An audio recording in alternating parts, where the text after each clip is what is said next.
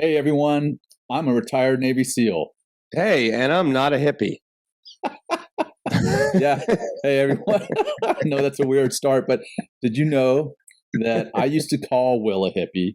And not only that, in our early days of the show even started with a voiceover that called Will a hippie. And then come to find out, many moons later, he didn't even like that term. And turns out there's actually times I'm more hippie than Will.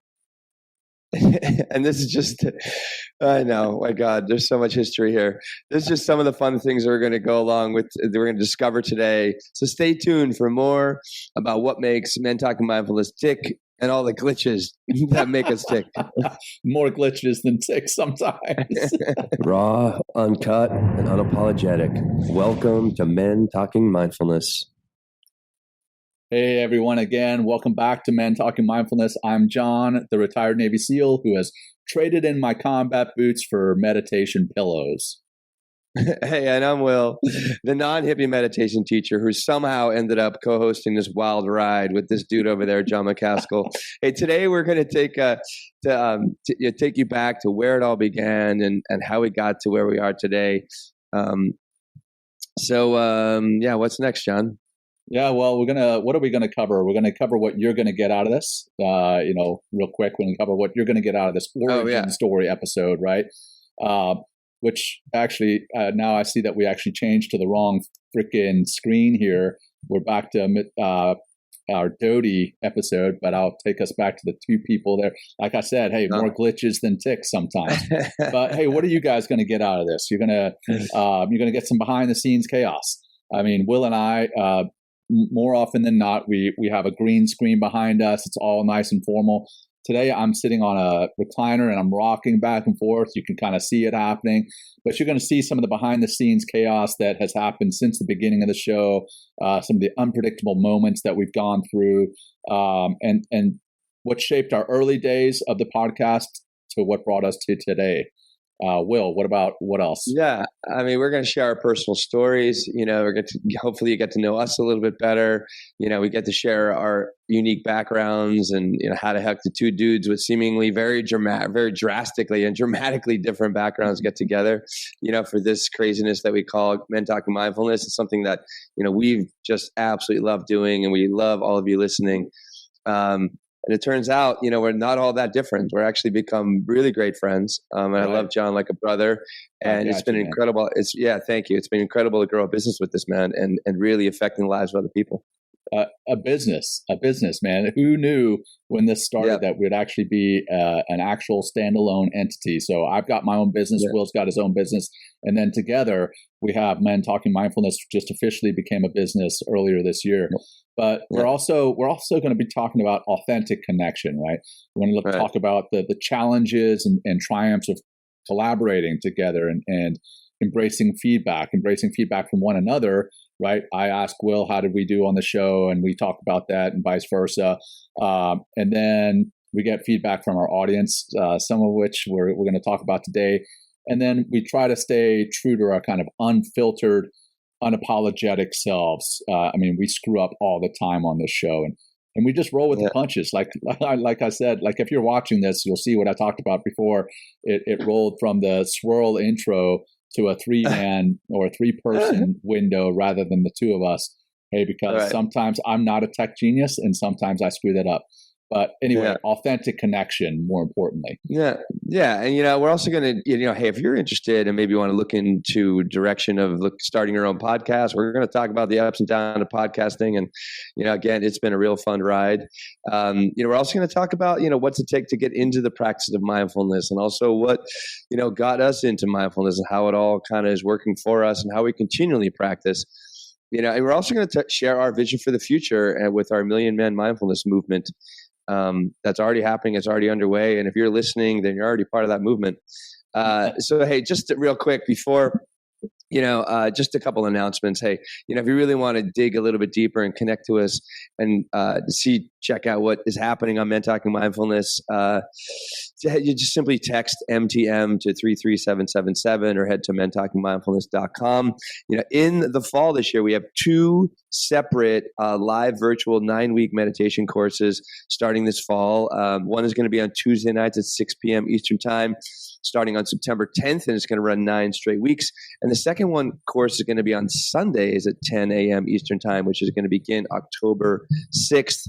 So check out mentalkingmindfulness.com to get all those details, or send me an email at will@mentalkingmindfulness.com, and I can sort that out for you. So let's just do our 1 breath grounding practice. And we're going to talk about that a little bit, how this came to be. But this is a great way just to remind you that you have the ability to breathe. And with that ability to breathe and take control of your breath, you can take control of your attention, taking control of your intention, and maybe just need to calm the fuck down right now. And that's another thing that this breathing practice does for us, because John and I do this not just for our audience and to ground ourselves, but we really have found how important it is to do it for ourselves, so we have a better podcast because we have cooler heads prevail. All right. That's right. Exhale out, everybody. Exhale. Drop into your feet and into your seat as you exhale. And now let's take a big, giant, biggest breath of the day. Fill it all the way up through the nose. A little bit more. Let's just top it off. 1 little sip through the nose. Hold that breath for 3, for 2, 1, and exhale out easy, smooth. Let it flow. Let it go. Drop a little bit deeper. And all right, John. Let's rock and roll with this. Start rapping, man. Yeah. So, I thought just real quick we could jump into a little touch on the show and then get into our own individual histories. And I know we've had episodes on getting to know Will better, getting to know John better, but maybe for some new audience members, new community members, let's just touch a little bit on our backgrounds. But let's that the show used to, it said basically, what happens when a retired Navy SEAL and a hippie meditation get together to talk about mindfulness. And then it went from there. And really, even the 2 of us didn't know where things were going to go. And we developed this tagline of raw, uncut, and unapologetic.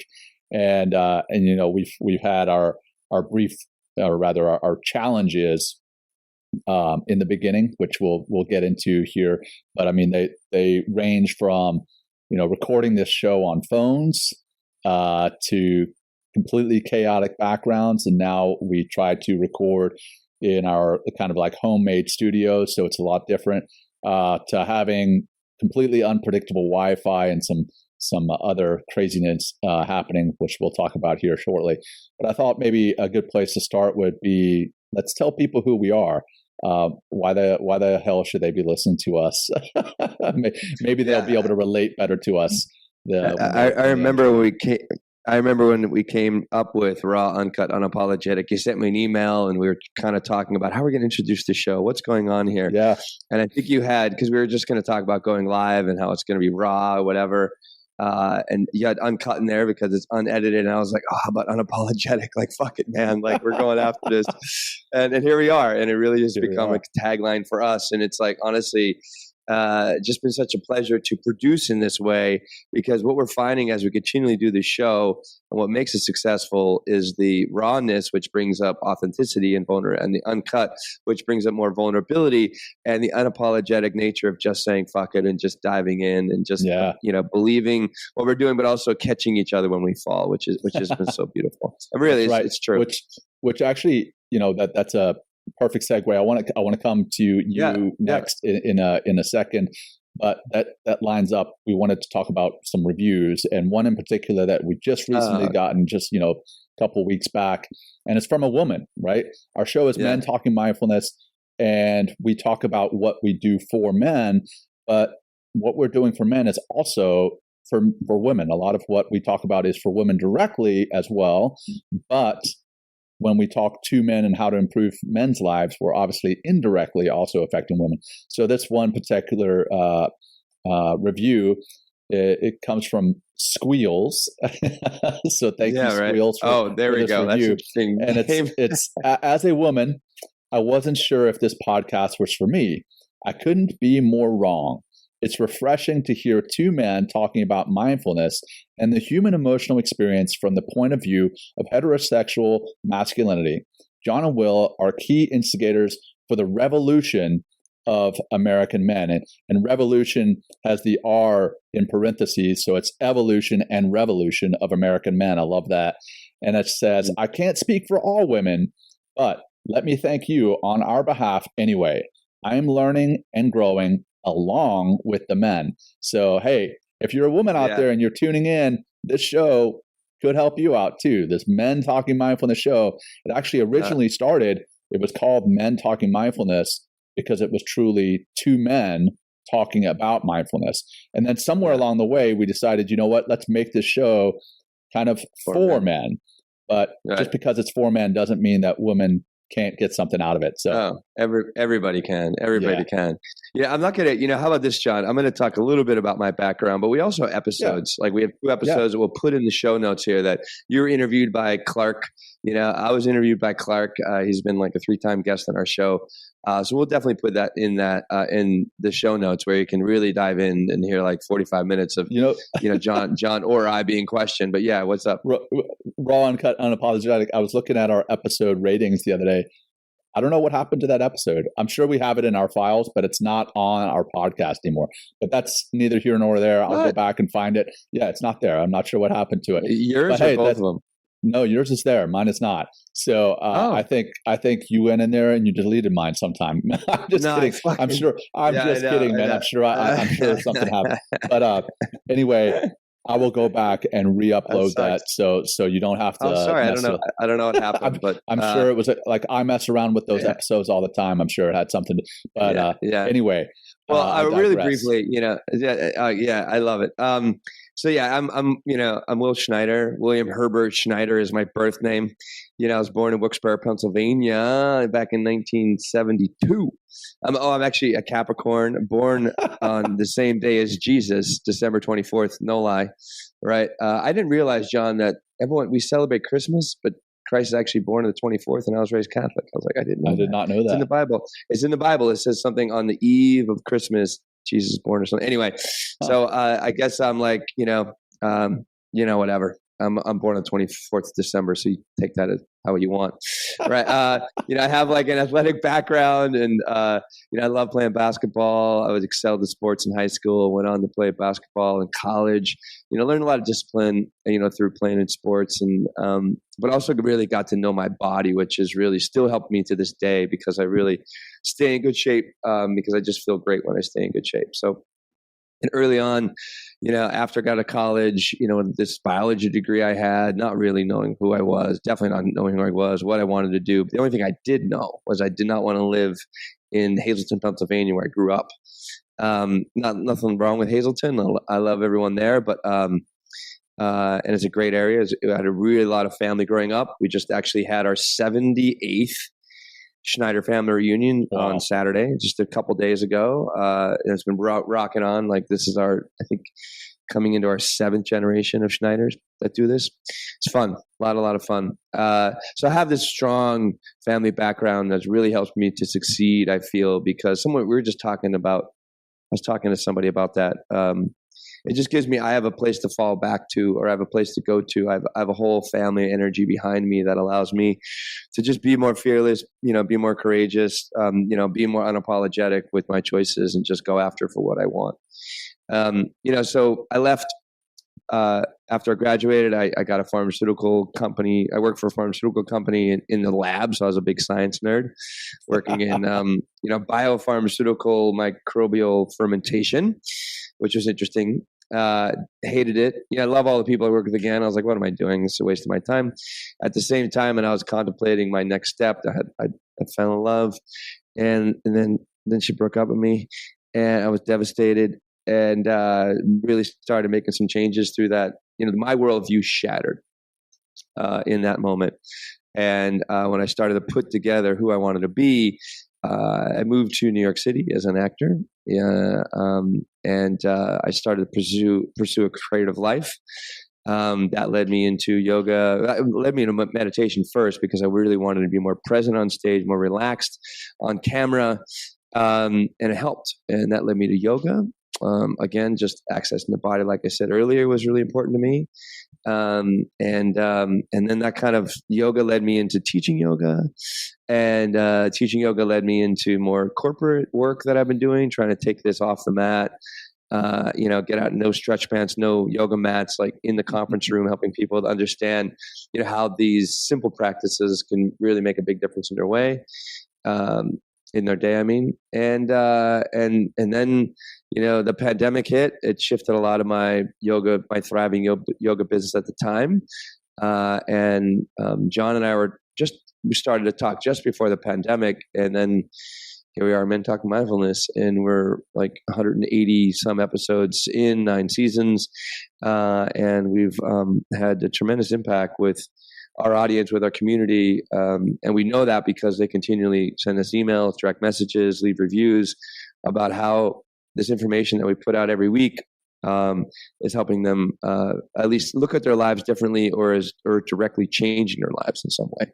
Right. So, here we are, John. Yeah. A little background. Well, a little background on me. I was actually born in Cape Town, South Africa, and moved with my family. My parents brought myself, my 3 older sisters, and my younger brother to the States in 1984 when I was 7 years old. And my father brought us over here on a 1-year teaching visa. He was a professor at Louisiana Tech University as an architect. So Ruston, Louisiana. We were supposed to be here for a year. We ended up never going back. We got our green cards, became citizens. And when I'm coming back to the beginning of that transition from South Africa to America, for those who don't know, South Africa was still practicing segregation at the time, and that was it was led by a white minority, which my family didn't agree with. That said, I went to school with all whites, right? And I come over from South Africa where, I'm in first grade, and all whites. Then I come to Ruston, Louisiana, and I'm going to school with all different colors. And I really, it was culture shock, but there wasn't anything wrong with it. At 7 years old, you kind of see everybody as the same.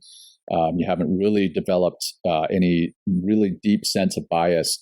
But it was awesome. I actually really enjoyed it. That said, I was also made fun of by a lot of kids because kids are mean. I had a strong South African accent. Kids also don't know a lot, so they're like, "Oh, how did you get here? Did you get here on an elephant? Did you live, in a desert in a hut?" They made a lot of fun of me. And that lasted for several years until I finally lost my South African accent, which is kind of a shame now. But anyhow, I was athletic as well, and I say I was athletic. I wasn't athletic with ball sports. Like I played basketball until 9th grade, and then I quickly lost all sense of coordination, and I realized, ball sports are not my thing. I'm going to be a runner. So I ran track and cross country, and I was fairly successful in that. And that laid the foundation for my going into the military and ultimately becoming a Navy SEAL. Went through the Naval Academy to become a Navy SEAL. I was at Navy SEAL training when 9/11 happened. And that really kind of solidified things for me that I'd gotten into something serious, right? I knew that the SEAL community was going to be heavily involved in the aftermath of that.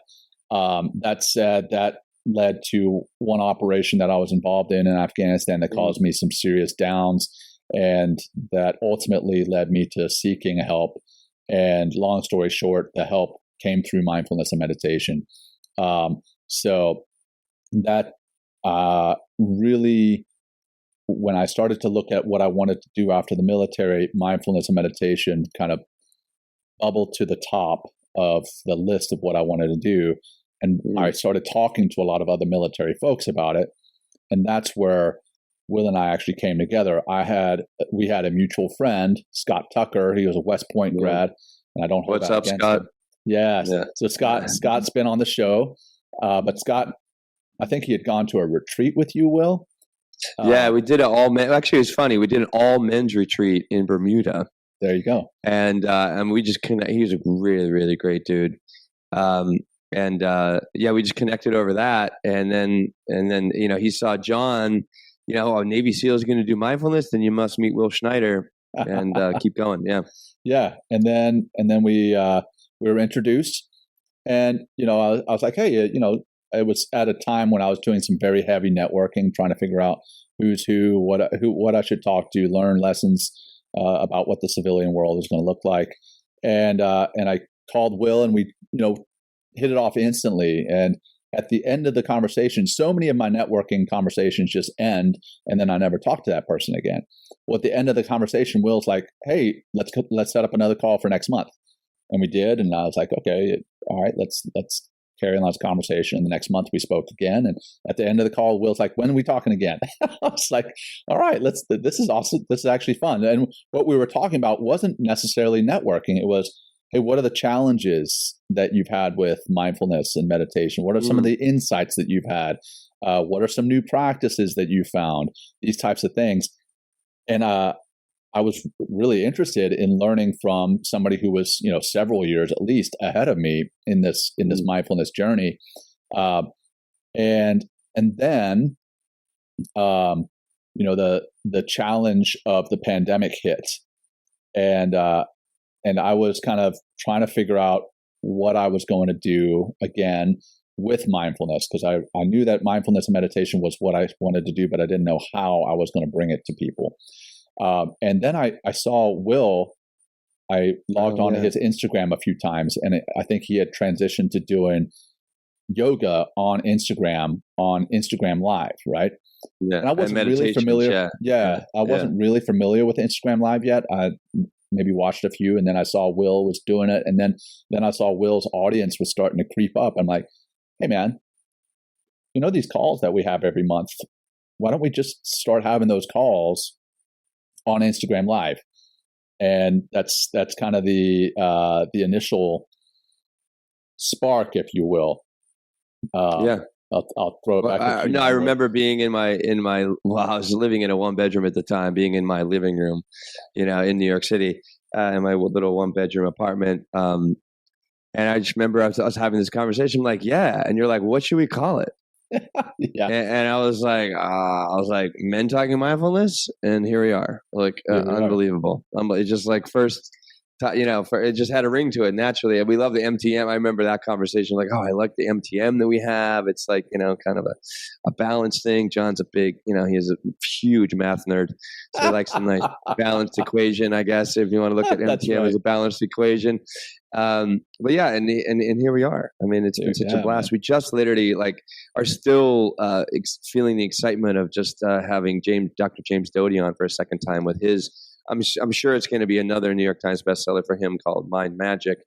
And so we've had, just by mentioning that, we've had some really wonderful guests on, New York Times bestsellers, like just really people that are doing some really great work in the world. Like I know we're putting great work in the world, but they're like at the numbers that they're hitting, and the people that are have read his first book, and I'm sure millions are going to read this book as well. But it's just nice to have to be helping people and to have a platform that we can actually reach out to these people that seem like, for me, until the podcast, I'm like, oh man, God, how can I get in a workshop with them? How can I call them? How can I email them? Now we have this like renowned, popular, growing for sure, popular podcast. We can almost reach out to anybody and they'll come on the show. Right. So it's awesome. It's really exciting. It's been wild. I mean, if you had told me when we first started on Instagram Live that we're going to have guests at all, I never thought we were going to have guests at all. And then the caliber of guests that we've had on the show has been, top notch. That said, I kind of want to go back real quick to, those Instagram Live episodes. They were fun. They were completely unplanned, spontaneous. Basically, we just jumped on as though we're like, hey man, I'll talk to you next week. And then we jumped on a phone and just had a conversation for, 4 or 5 episodes. And then we're like, you know what, maybe we should put some structure to this. But really it was just back and forth having fun. I remember very clearly, I was in Norfolk, Virginia at the time, and working out of an office there. And there were outside taking down a monument because this monument was erected to somebody from the Civil War, specifically on the Confederate side, and that was a time that they were doing that. And I think we had an episode about that very thing because it was happening outside my window. I'm like, let's talk about this. So really, there wasn't a whole lot of clear roadmap at the time. And then also on top of that lack of clear roadmap, we had all sorts of chaos happen and hiccups along the way before we really started getting into the nice studios, nice recording, better recording equipment. I just held up a more professional mic, and this is my travel version. My one that at the office is much nicer, and Will's got his nice one. We've got our headphones, we've got sound absorbing stuff.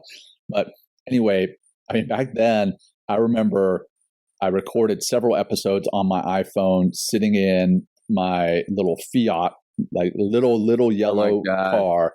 And I was sitting outside of Starbucks bumming off their Wi-Fi because I just moved to Colorado and my cell service sucked. So I'd go sit outside Starbucks and bum off their Wi-Fi. And then my phone would die because it got too hot. And then poor Will was left there holding the mic, right, and had to carry on until my phone finally cooled off, and then I was able to jump back on.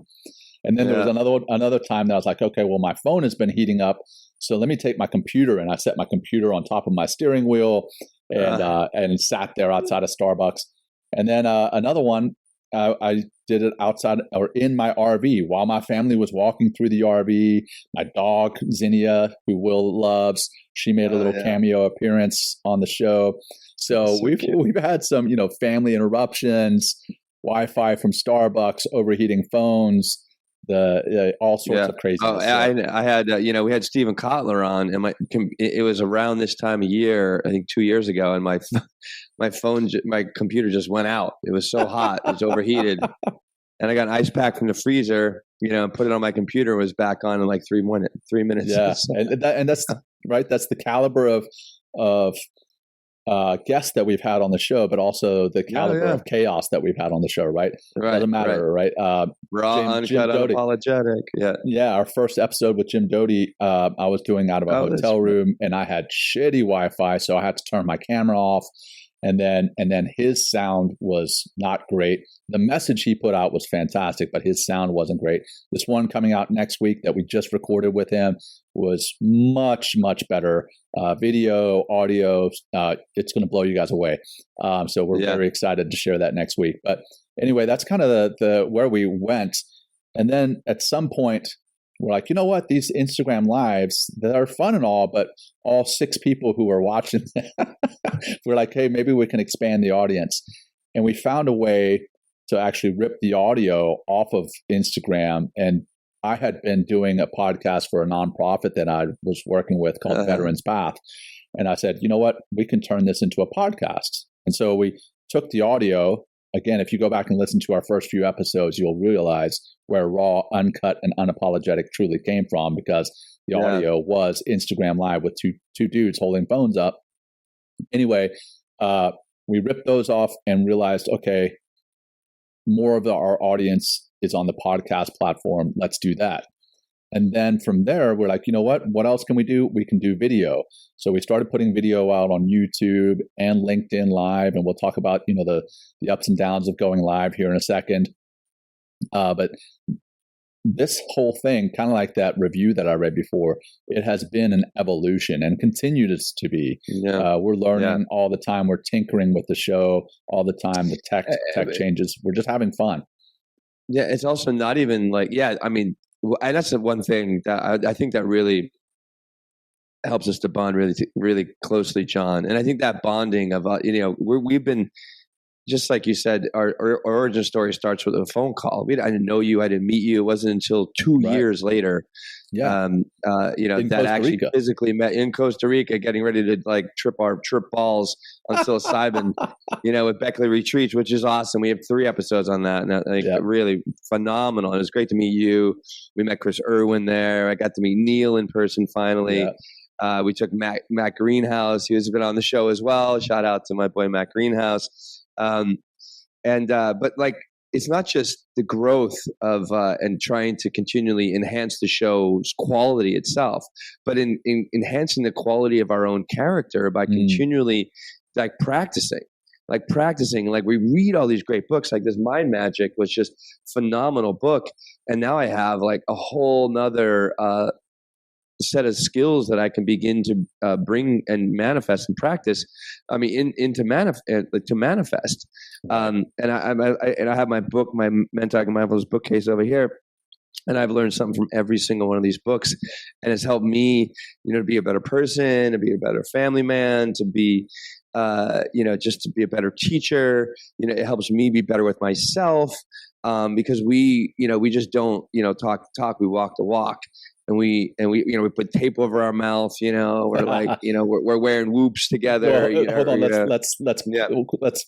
why are we putting tape over our mouths, right? We had James Ness. Yeah. First, we agreed. We had James Nestor. We had another New York Times bestseller on the show, James Nestor, with his book Breath. This guy's been on Rogan and all like the big, Rich Roll. He's been on the big podcast, but he came on ours.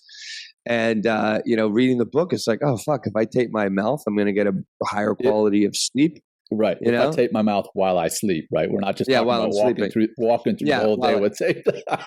While I sleep.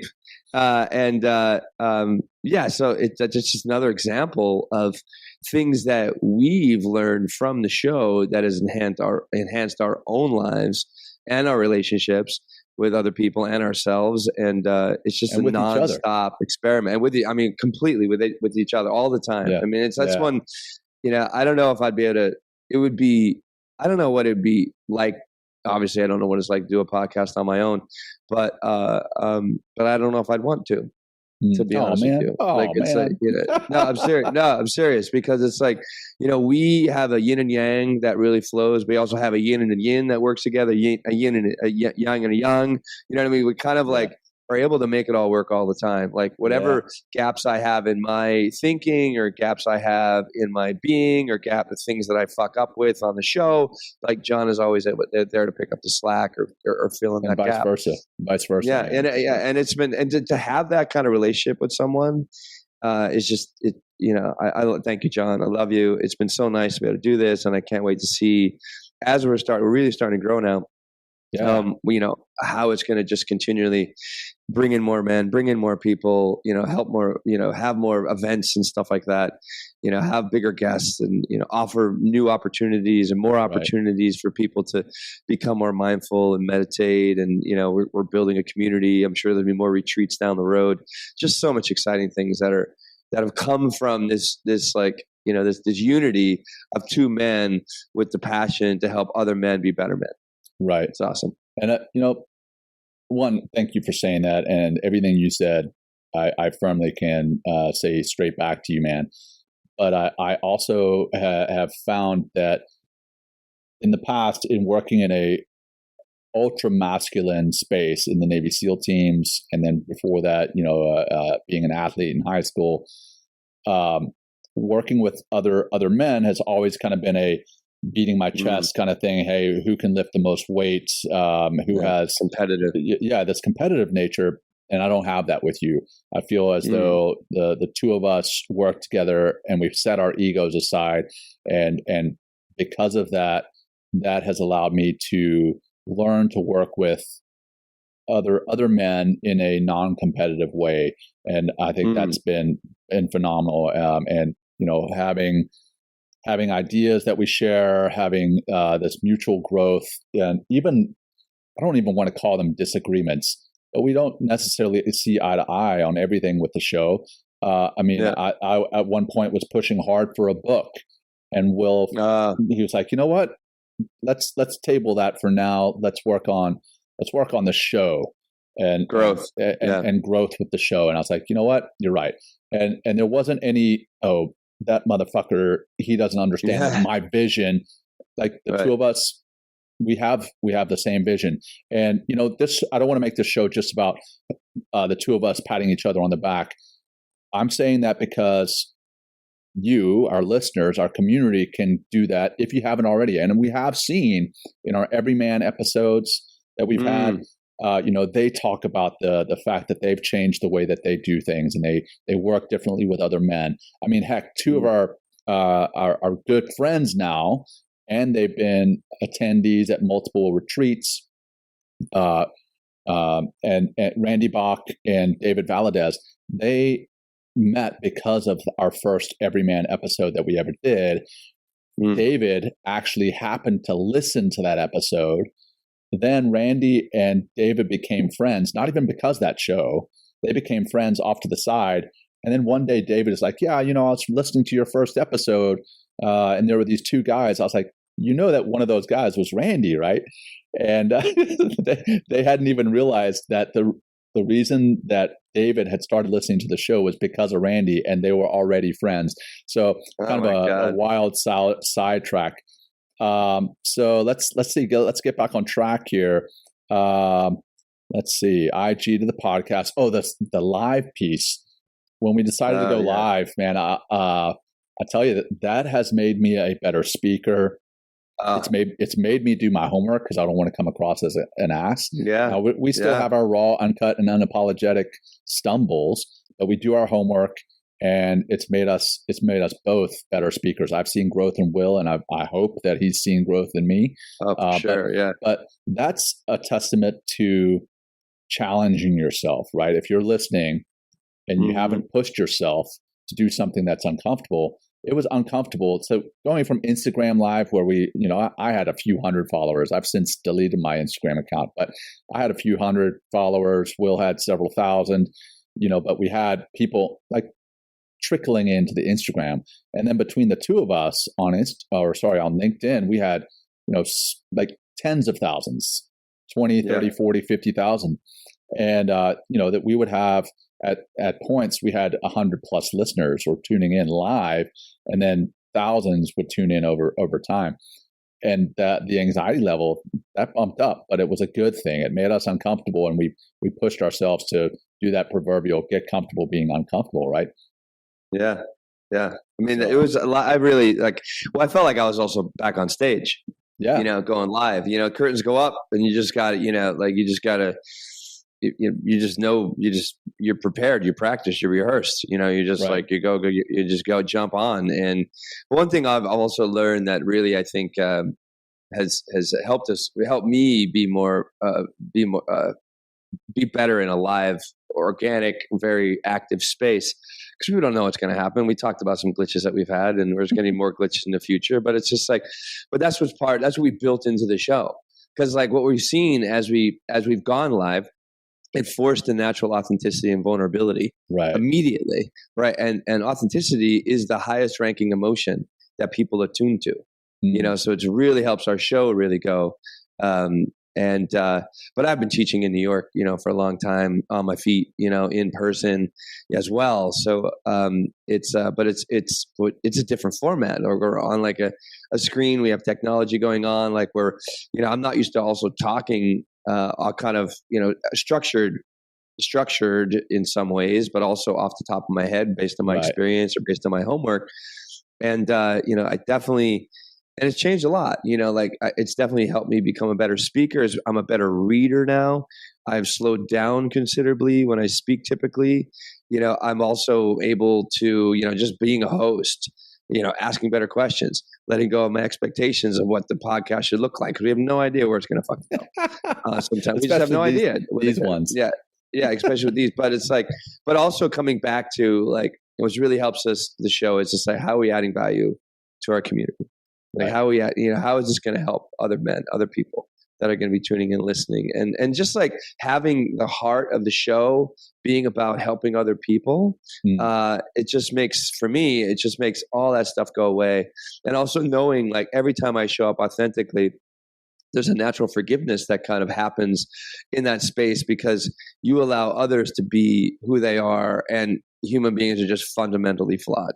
We all are. We kind of maybe access that, that common humanity that I've said so much since I've done the Stanford work. And that's what we're doing. We're just moving through the common humanity, and just living in our own common humanity, but also living in a tandem common humanity, if you will, rallying around, how we can help people, how we can help men with this information. So, two things there. One, the compassion piece at Stanford that you mentioned, that's at the center of the Center for Compassion and Altruistic Research and Education, CCARE, at Stanford, which was founded by Jim Doty, one of our guests. Will never would have gone to CCARE if we hadn't had Jim Doty and read his book. If we hadn't had Jim Doty on the show and read his book.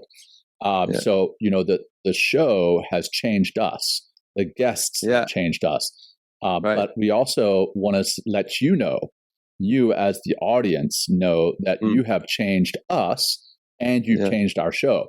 For example, you guys provide feedback. You could provide reviews. We've got, friends who are listeners who tell us, hey, maybe you guys need to change the volume settings. Maybe you guys need to tie some artificial intelligence in.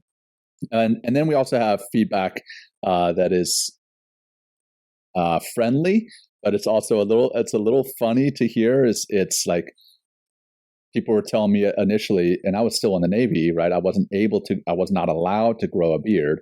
And they're like, John, if you're doing a show on masculinity and men, you need to have a beard.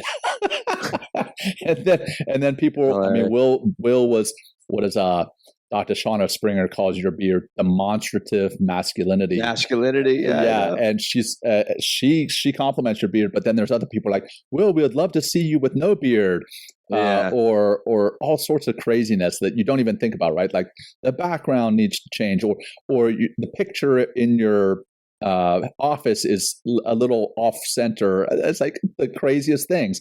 But more importantly, we've started to embrace the feedback from you all, both the positive and the negative. And I think we're really growing as podcasters, but also as people because of you all. You all are our audience, our community. Yeah. So 100%. Yeah. Let's talk, Will, if you would. I don't think we did grounding practices initially in the show when we were on. Go ahead. No. I remember, like, 'cause I was like, hey, why don't we? I don't know why I thought this, but I remember it was early. I think it was not on the Instagram Lives, but then we quickly or shortly after we went into a podcast format.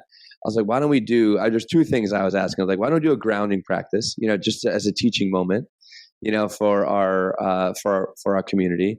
But then also I tried to do, hey, the 1 minute mindful moment of the week, if you remember. Yeah, that's right. And we did that a couple times. Yeah, we did a couple times.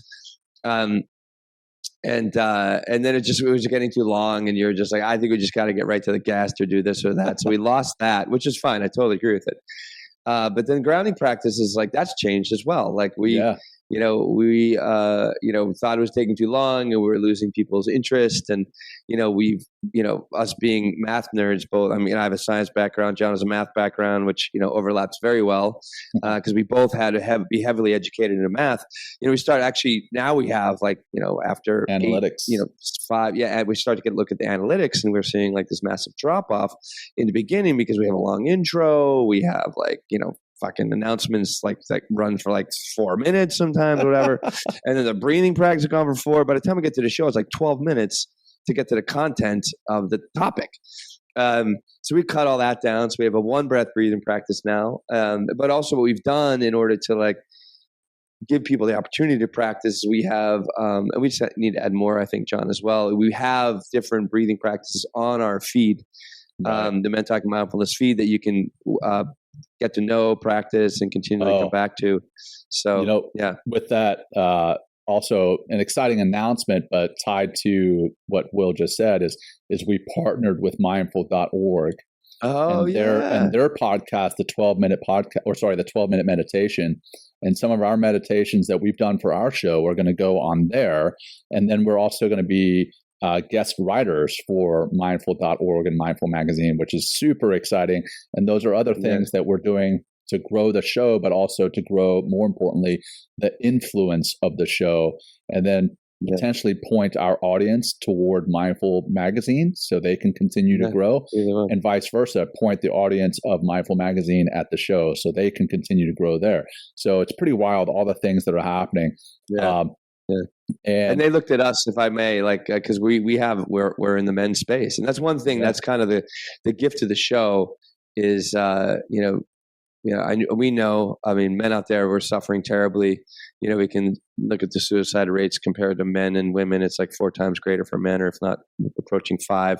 So men are really taking a beating right now. And this is like, where our Men Talking Mindfulness is kind of an oasis for, to just be like, oh, hey, it's okay to be a man, number one, but it's also, I could be actually a 21st century man or a better man by becoming more mindful, just by calming down, and understanding what it means to calm down and why it's important to calm down, and then also living from a more calm experience. So we're getting these phone calls from, different organizations because of the work that we're doing with men. So we thank everyone that's listening out there for that, because you gave us the ability to do that. And, and to find our voices and, to the feedback that John was talking about earlier. But it's nice that we're being recognized and then we're expanding our reach. Yeah, go for it. That was also through a guest. And if you're watching, you may see me moving around. Elaine Smokler, who's been on the show twice, wants to talk about grief and wants to talk about end of life prep and mindfulness tied into that. So, again, the guests have helped us, and we've been helping the show. Speaking about guests, and real quick, also talking about glitches. I'm probably going to have to switch to my headphones as I charge my computer here. No problem. But it may sound like crap for a little bit, but I'm going to charge it, and then I'll put my regular mic back on. So, Will, take it away. Let's talk about some of our favorite episodes and why those were some of our favorite episodes, if you would. Yeah, we've had so many great guests. Yeah, I mean, John has a list here, and my list is very similar to his. But one that I've just saw today, and I sent John the picture, and he didn't recognize the guy. So we had Dr. Rob Kelly on the show twice, right? One was about addiction, and the other one was about trauma. And he was like, as far as his personality and what he brings to any place that he's in is like a level of Jim Doty that we just had on the show too. Like, unbelievable what Dr. Rob Kelly's doing out there with Rob with 2 B's, by the way. He makes his tips. Anyway, he has a Netflix series coming out. I love the guy because comes from Manchester. I love that accent. We had really good episodes with him. I mean, James Ness, all of our like Stephen Kotler was fun. James Doty, we just had a blast with him where I basically call him an asshole on the podcast. Oh my gosh.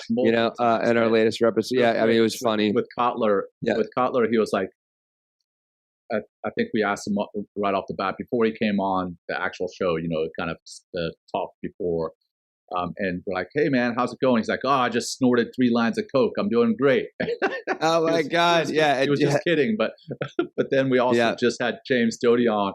And right before the show, he was talking about how somebody was offended by his use of the F word in the beginning of his book, which, hey, I can understand at times, but at the same time, hey, that he's writing a book and he's really trying to drive home a point. But she was more offended by that than his use of Coke in the first book, into the Magic Shop, which I found funny. But yeah, sorry, Stephen Kotler, he cracked me up. So he was a lot of fun.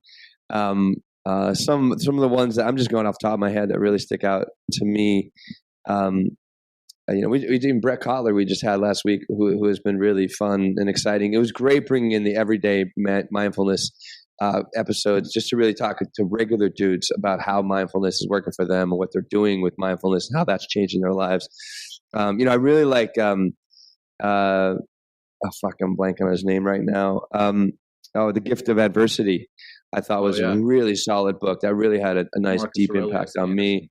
Yeah. We had Kristen Neff on. So we had a bunch of compassion work that we've done, which led me to my compassion work that I just did. I'm an ambassador of compassion through Stanford University's applied compassion training.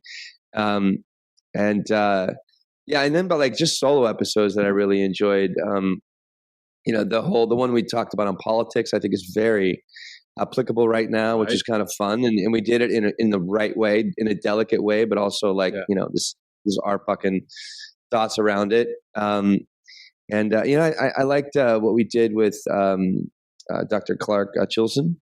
We talked about religion, breaking that religion and mindfulness kind of thing down. And just a lot of, and then the ones that like our guest just fucking drops off, right? And then we're left with like no guests, so the topic's out the window, and we like come up with something on the fly. We've had that happen a couple times. We've had that happen a couple times, and that was actually the one with oh shoot, I'm forgetting the men's doctor. Jed Diamond? No. Brandis, Judson Brandeis. Yeah, Judson Brandeis. When he was, that was our screw up. I'd screwed up the schedule, I screwed up the calendar, and we did a whole episode on Embrace the Suck. How's this sound, by the way? Oh yeah. You're good, man. You sound good. Okay. Yeah. Okay. So, we Embrace the Suck episode, we actually got messages about it. Hey, I actually needed to hear that kind of thing. Yeah. And then I have struggled with my temper, always have. We've had episodes on anger, our inner rage. Those have been really good. I agree. The Everyman episodes have been great. Both episodes with Jim Doty, freaking hysterical, but also just so much knowledge packed into that one. Each of those episodes.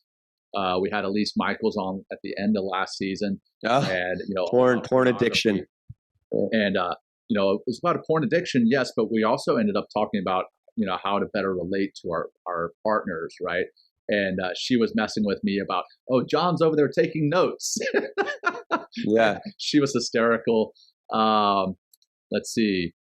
Some ones that are really important to me that weren't really funny or anything, but they really were important were dealing with imposter syndrome, dealing with bullying. I've got 3 young kids, 7, 5, and 3, and my 7-year-old is already starting to experience bullying. And then body image. I've always struggled with body image, so doing that. And then some with the less serious tones. We did one that was the season finale of one of our seasons where you and I jammed to the soundtrack of Captain Underpants, the cartoon movie, where it's like, dude, I love you, bro, I love you. Like, it was freaking hysterical, like off the wall. Like, I never would have done that 10 years ago. Yeah. If somebody said that I was going to go live on the air, quote unquote, and play some music, specifically Captain Underpants music to a show, I would have said, no way, man, you're smoking crack.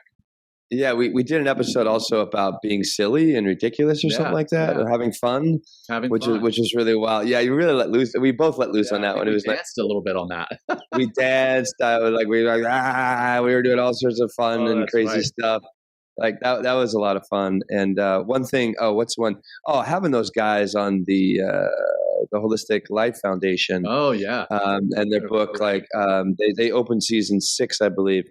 It's just a blessing to, like I kind of mentioned way earlier, that we have this platform that we can just have great conversations with great people that are doing great work in the world. So we can, as we grow our audience, around who we are and what we stand for, and our beliefs and what we're trying to achieve, obviously are attracting and keeping our community growing and attached.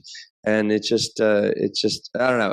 I've been waiting. I don't know if I've ever said this in the show before, but I remember I sat in therapy for years and years and years, and I didn't know. I remember I was like doing what I wanted to do as far as like helping people. I was teaching meditation. I was doing some corporate work. This goes back like 2014, 15. Teaching a lot of yoga classes. I was actually doing retreats, having a lot of fun doing like 3 or 4 retreats a year, internationally, as well as, in the States, in New York City or in New York State. And I remember saying to my therapist, I was like, I don't know what the end game is going to be. Mm-hmm. Like, I don't know what my final, thing is be. Like, I mean, I don't know what it is. And then this came along, and it is, I mean, thank you, John. I'm so blessed that we're continuing to do this and we have the passion to keep driving forward. But it just gives me the space, because it was nice to go to teach at a yoga class and, and help people and see them like relax in Shavasana, or like go through a difficult time, or maybe they have an emotional experience and kind of break out in tears because they're releasing something that's very powerful and that might have been with them for a while, and maybe it could be potentially gone forever and they could be just on a different path. Like, I love that about the yoga class. But like when I'm teaching our class, like 75% of the class is like inhale, exhale, right, left, like that kind of stuff. So that's that's what I'm speaking to there. And here we are, with the podcast, like, we have obviously a focused topic that we're working with, but then it could just flow. Like, I could bring in so many of my different experiences. I could bring up, so many of the different, I could create, continually creating. And that's why I left. Like, and what was really important for me when I left that corporate job, the only thing I didn't know where acting was going to take me, but I knew it would take me in the direction of living a creative life. And I've never stopped living that creative vein.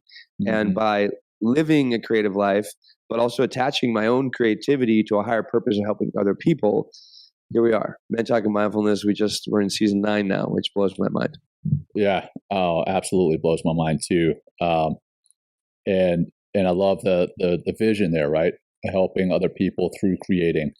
Again, we just had Jim Doty on, and toward the end of the episode, he said, we're talking about manifesting and the power of manifesting, and how manifesting can be more powerful if you're doing it for bigger reasons than yourself.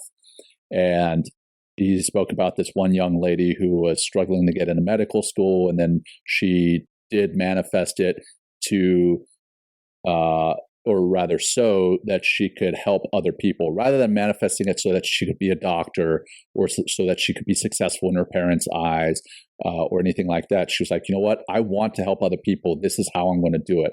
And in doing so, she was able to relax and do better on her medical school entrance exams and all these other things. And now she's a successful, she's in her, I think he said psychiatry, or maybe psychology internship, one or the other. Anyway, was a psychiatry, I think. Psychiatry, yes. That's what it is. What it is.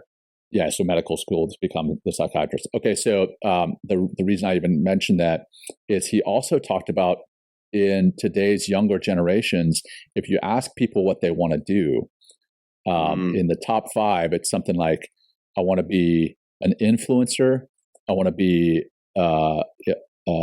billionaire, a billionaire with a B, not a millionaire. Not even millionaire anymore. I want to be a celebrity athlete, a celebrity, or some other one. But they're all about them. Those things are all about them, me, right? And that is not what the show is about. Yes, we want to grow the show, but it's not because John wants to be famous or Will wants to be famous. As a matter of fact, that's the last thing I'll ever wish on myself or on anybody else. Actually, that's the second to last thing. I would hate for anybody to be a politician at the highest levels. That has got to be the worst job on the planet. Anyhow, I digress. But with that, we were like, okay, we want to help people. Let's come up with a vision and a mission, right? We've had a lot of fun with the spontaneity in kind of the early phases. But then we wanted to do some clarity. We wanted to develop some clarity. And Will's like, you know what? Let's do a summit. Oh, yeah. And we actually had a summit in New York City at his apartments. Myself, Will, and then our production manager, David Valadez, who I mentioned before, he originally came to one of our retreats, has now become a really good friend and a supporter of the show, and our production manager. And he's been a guest on the show as well, on our divorce episode, which was really powerful. And that episode is actually going to go in mindful.org soon. But in that, we developed a vision and a mission. And I'll read the vision, and then Will, I'll throw it over to you to read the mission. Yeah, man. So our vision as it stands now, as of January of this year, after the summit that we had in New York, is Men Talking Mindfulness is dedicated to empowering men to embrace their true selves with bravery and authenticity. We want to guide them on a journey of continual learning, developing self-love, and meaningful living. We work to inspire men to lead lives that they can look back on with pride and to create legacies that align with their deepest values.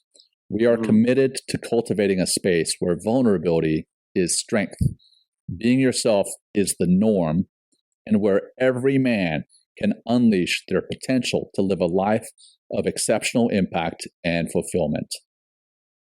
Wow.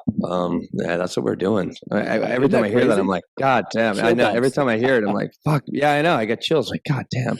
And it's happening. It really is happening. And please, if anybody is feeling that vision already, please let us know. I mean, because one thing that really keeps the show going are your inspirational comments that you leave out there for us. So the mission of Men Talking Mindfulness aims to empower men's personal and emotional growth through mindfulness. We offer engaging content and practical tools in a supportive community, guiding men towards a balanced, mindful, and fulfilling life. So that's what we're doing, and it's a lot of fun. Yes. What's I could even bring up the schedule. So what do we got? Also what I'll say, John, I'm going to throw this in here right now. If you do want to help us, like, hey, we have a sponsorship page. You want to sponsor the show? It's as high as $5,000, as little as $65. We'd love your sponsorship. We can give you a little, depending on the level of sponsorship that you would like to give to the show. We give you a certain, you're in our show notes, we'll give you a shout out in the show, or, if you're at that highest level of 5,000, we'll actually give you a little mini episode on your own. But we can really support it. Like, if you want to support that vision, support our mission, please sponsor the show. You can head to mentalkingmindfulness.com/sponsor and to sponsor the show, keep us on the air. There's also something new, and Will, I know I messaged you about this on Slack, but I don't know that it's really hit home yet. We've also got, rather than subscribing to the show, now you can do listener support. And if you are a fan of the show and maybe sponsoring isn't within your budget, or maybe it's just not what you want to do, you can just do listener support. Remember the old PBS telethons that they used to have, where it was listener support? Well, that's what this show is, right? We don't have we do have the sponsors now, which is great, but we don't have this massive budget. But if you want to sponsor the show outside of being an official sponsor, you can support us through the links are in the show notes, through listener support. $4 a month, $10 a month, whatever you feel is appropriate, you can throw that at us, and we will put that towards production of the show and that type of thing. You can also subscribe to our Substack, which we recently started. So check that out. It's Substack.com or mentalkingmindfulness.com/Substack. That's how you can get there, and you can subscribe there too. But that's all for you all, right? That Substack, it's articles about our episodes, it's articles about insights that we've found, tools, tricks, tips that we found that we're sharing with you. So that shows, hopefully, to you all how important you all as our community are to us, right? We want to share these tools with you all.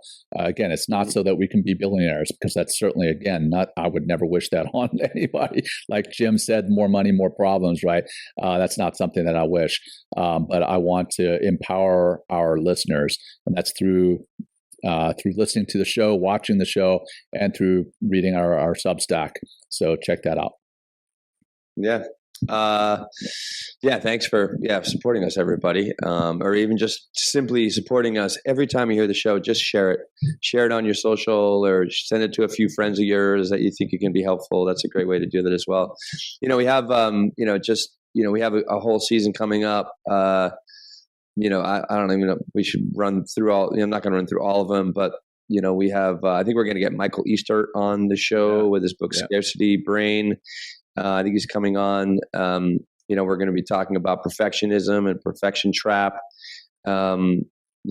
Jay Fields is coming back in the show, talking about embodying mindfulness. She taught us a lot about emotional stability last time. She's going to come back on the show as well, because that's a huge ranking episode for us.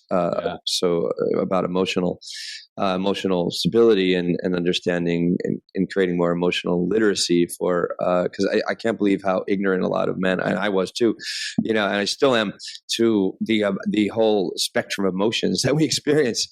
Right. And you got to name it to tame it, and if you can't name it to tame it, then that you're not. Then that is that emotion is taming you and running you wild. Yeah. Real quick, while you said that, kind of off topic but related. We've talked about the show being for men, right? But in typical male fashion, many of us cannot name these emotions. And maybe as a woman, you can help men understand what emotions they're feeling, so men can tame them.